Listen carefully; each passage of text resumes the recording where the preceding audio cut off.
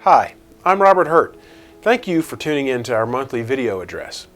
It is an honor to represent Virginia's 5th District, and I appreciate the opportunity to share with you some of what we have been working on during the month of July. This month, we in the House continued our efforts to implement policies to get Americans back to work and to get our fiscal house in order. One such bill is the Workforce Innovation and Opportunity Act, which will modernize and streamline our federal workforce development programs to help job seekers, employers, and workers alike. It is unacceptable that approximately 12 million Americans are out of work even as millions of job openings continue to go unfilled. The federal government currently operates 47 different workforce programs, many of which are duplicative or do not produce results. As our country continues to grapple with a national debt of over $17 trillion and with too many Americans out of work, it is crucial that we improve our workforce development programs and put taxpayers' dollars to better use.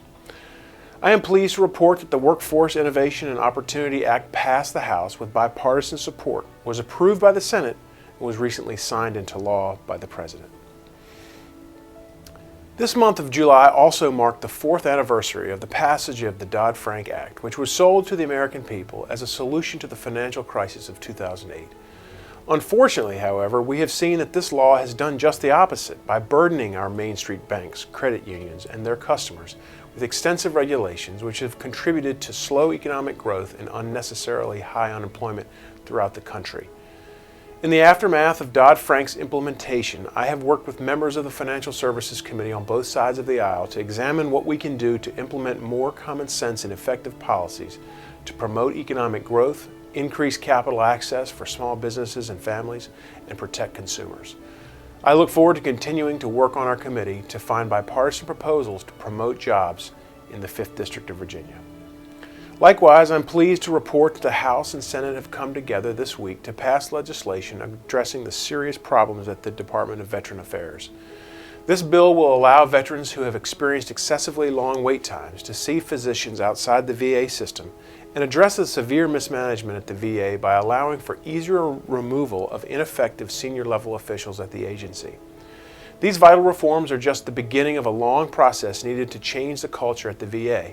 But if we remain dedicated to the obligations we owe to the veterans who have served our nation, we can restore a level of care and service worthy of the tremendous sacrifice our veterans have made for the cause of freedom.